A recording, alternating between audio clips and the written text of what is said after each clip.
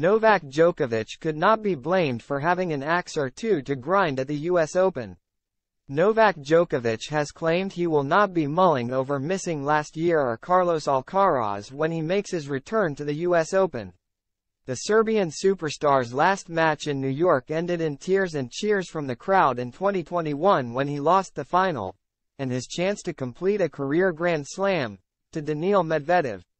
His refusal to get a COVID-19 vaccine saw him banned from entering the USA but before facing Frenchman Alexander Muller in the first round on Monday, the world number 2 insisted, "There was no anger.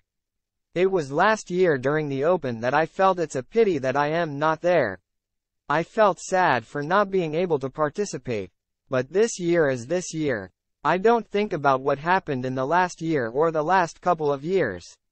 Just focusing my attention on this year's tournament." Djokovic won the first 2 majors this year before losing the Wimbledon final to Alcaraz and then gained some revenge, and a psychological advantage coming here, in an epic Cincinnati contest on Sunday.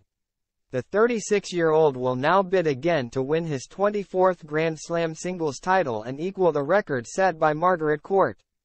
"Grand Slams are the biggest goals that I have in my career at the moment," he said. "I don't know how many more slams I'll have. I'll still keep. I don't have an end in my mind at the moment. I also understand that things are different when you're 36, so I have to be more appreciative, a bit more I guess present, treating every Grand Slam as maybe your last one in terms of commitment and performance.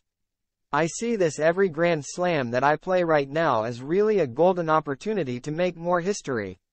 Of course, there's a big significance to that. I wouldn't say it adds a bit more, the fact I haven't played here for 2 years. It's just the feeling is pretty much the same. There's always these expectations, excitement, and ambition to win the title. That's pretty much the same this year." Alcaraz won his first Grand Slam title here last year to become the youngest ever world number 1.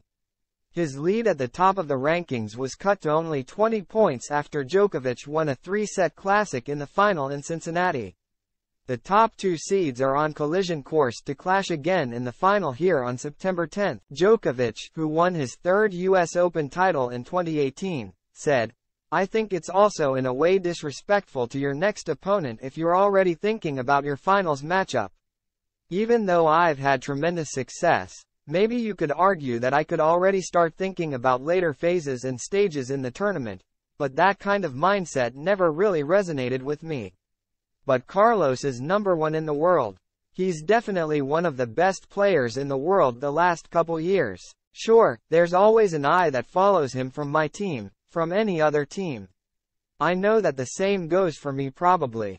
We follow each other. I am sure his team watches my matches. My team watches his matches.